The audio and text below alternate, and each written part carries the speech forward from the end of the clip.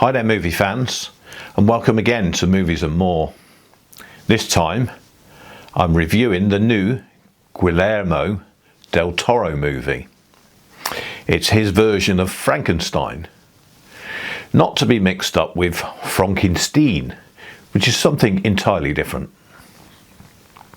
It's about Victor Frankenstein, played by Oscar Isaac, who, as we all know, is a brilliant but flawed scientist with a massive ego, and who wants to create a life in an experiment, bringing a monster into being.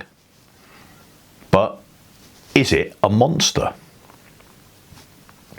We have Frankenstein, who is not taken seriously and shot down while showing his early workings to others. He believes he's found the key to create life. We have Christopher Waltz playing Harlander, Mia Goth as Elizabeth, Jacob Elordi playing the Creature. David Bradley pops up too, along with Charles Dance. There's enough stars here to make a good film.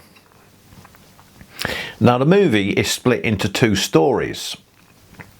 The first part is told by Victor Frankenstein, as we hear his side of the tale. We have the story of a young Victor who adores his mother, and then there's his father, played by Charles Dance, who treats Victor badly. And early in the film he loses his mother, and this is where the obsession of life creation begins. The second part to this movie is all told from the monster's side. Being created, trying to learn, then the betrayal of his creator, trying to destroy him, and along the way this lonely figure who doesn't fit in needs a mate to keep him company. You do get a feeling of empathy for this creature. After all, none of this is his fault. He's been created, then abused, just like Victor was abused by his father, then abandoned after the attempt to kill him fails. A silly part of the script, which may be a spoiler, if you don't want to know, switch off now, is: when did this monster become self-healing?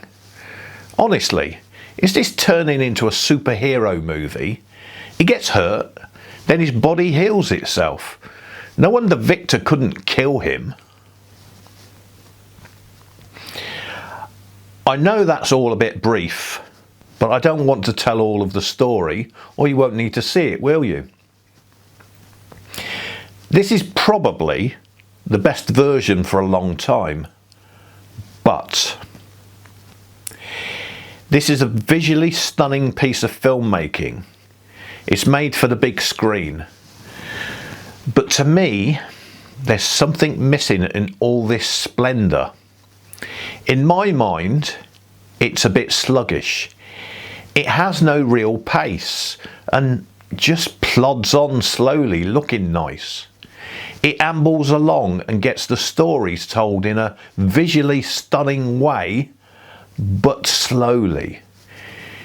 It's almost like the pace of one of those later Clint Eastwood movies, which just goes slowly through the motions until the end of the story.